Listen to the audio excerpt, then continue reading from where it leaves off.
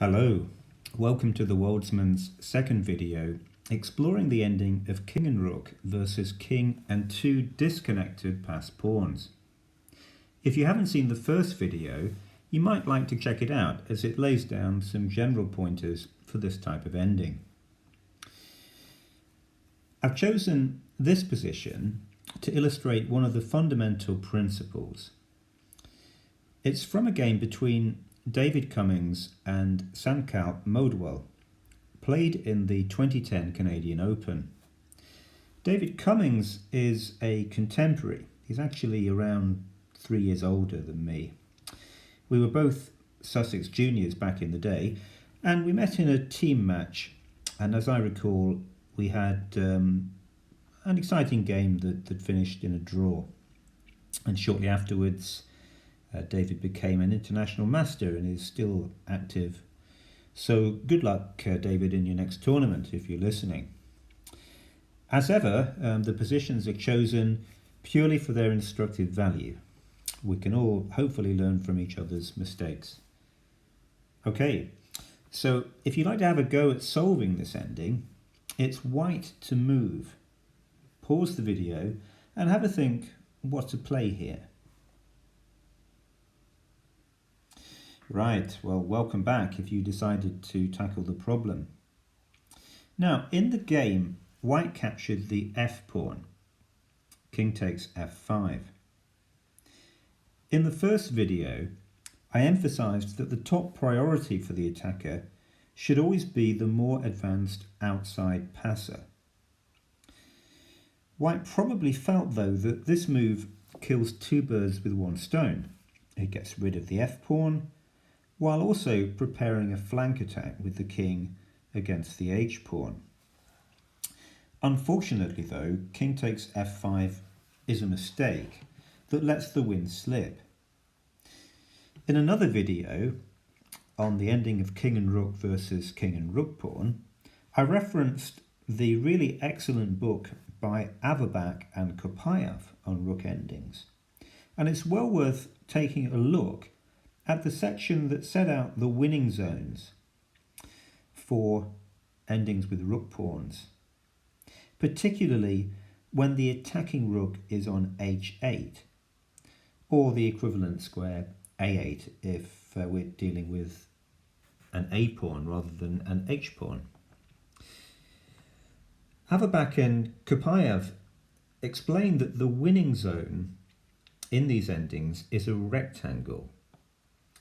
And here the rectangle runs h5 across to c5 and then down to c1 and back across to h1. And if the attacking king occupies any legal square in this zone, then the position is 1. So here it's as if the white king originally stood on g6 at the outset and plays as a first move king f5.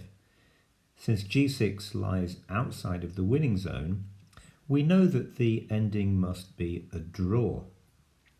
So let's just verify this. After king takes f5, black pushes h3. Let's move the king to e4, trying to get round to the queening square. But black presses on with h2.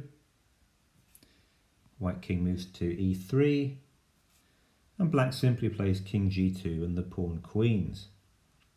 White will have to give up his rook for the pawn and will just be left with the bare kings.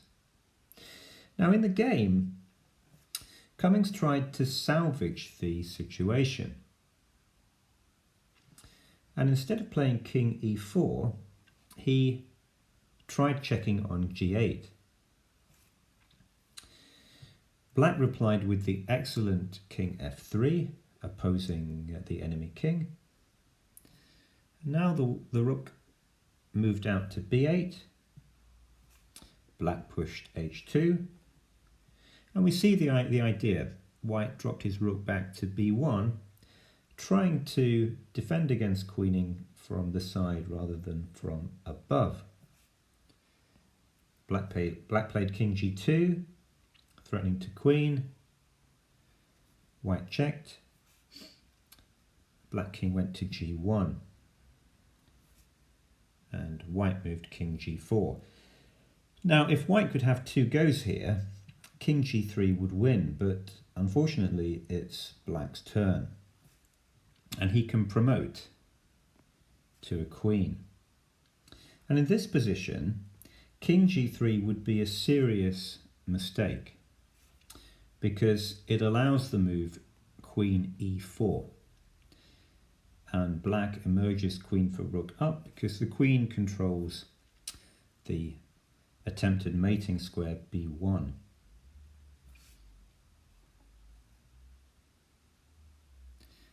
So instead of this, white wisely conceded the draw with rook b1 check, king h2, and the draw was agreed here, since after the queen is captured, we're left with the bare kings. I'd like to go back though. So here, Cummings played rook b8. So you might think, well, could white not improve with rook a8?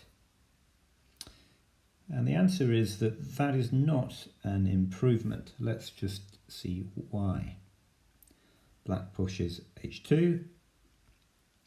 The rook comes back to a1. Black plays king g2, threatening to queen. Rook a2 check. King goes to g1. White king comes to g4. And black queens. So here king g3 is still a losing move because black has queen h8 covering the mating square on a1.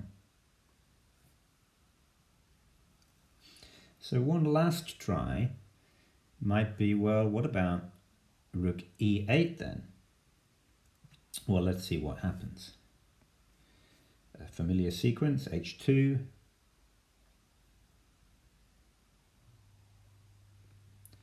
rook e1,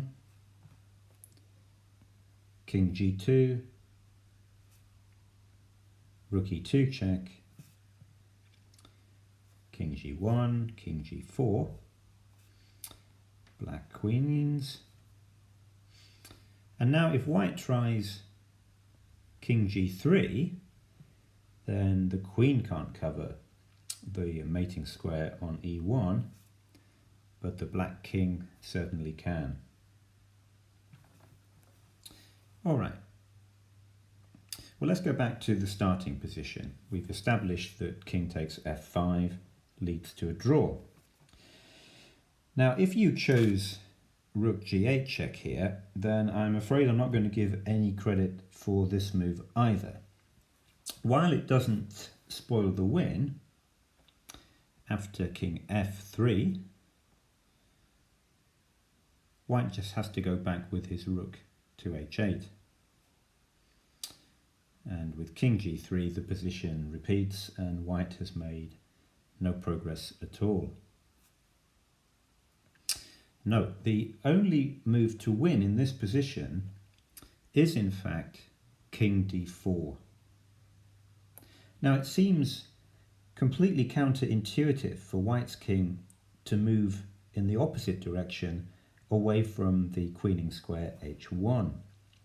But in fact, this move, king d4, heeds the fundamentals of this type of ending. The fundamental point being that the inside passer, the f-pawn, is not the priority. The h-pawn is the priority. So let's see what happens now after h3. Well, white replies king d3. He could actually play king e3 instead, but I think king d3 just emphasizes the distance can be deceptive in chess. The king is coming around. It's not actually losing time. That's just deceptive.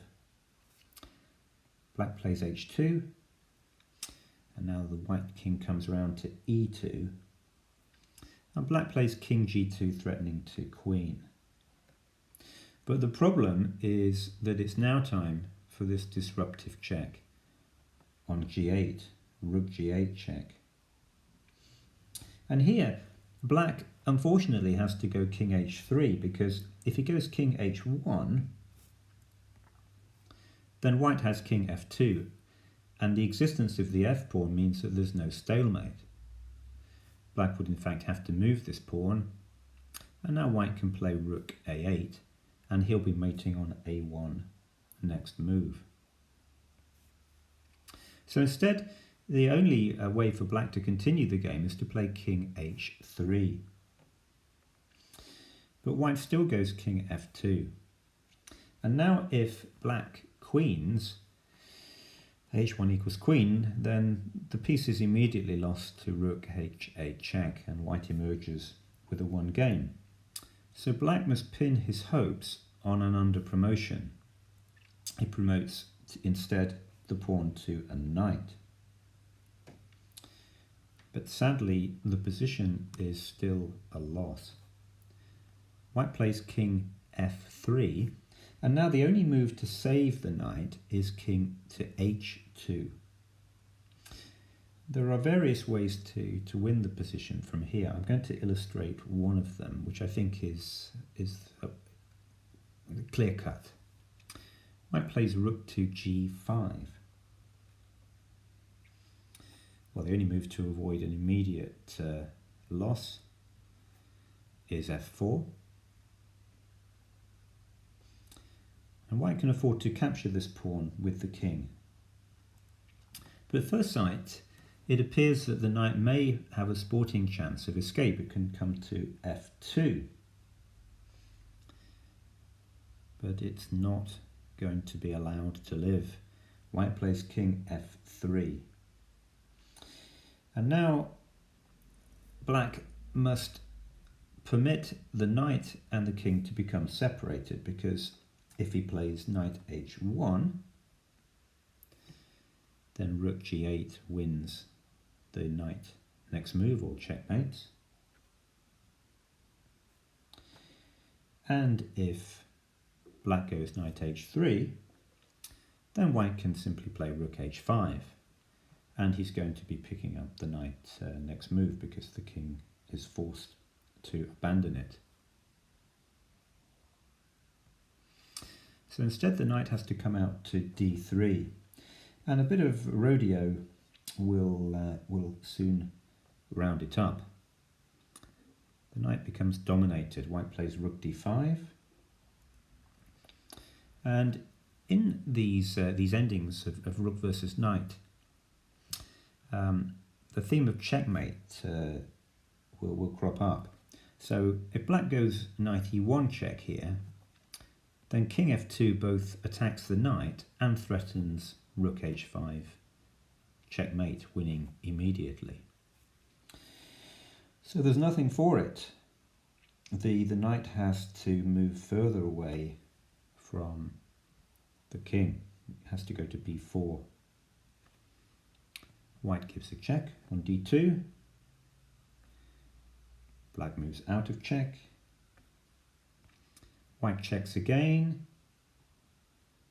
and if king f1, then rook b2 threatens the knight and checkmate, and so unfortunately black has to go into the corner. King h1. Rook g4 attacks the knight, which tries to rejoin the king, goes to d3. The rook hits the knight again. Black gives a check, but after king g3, either it's mate or white wins the knight in the game. So, a really beautiful and instructive example, I hope you'll agree. Thank you for watching, and best of luck in your own games.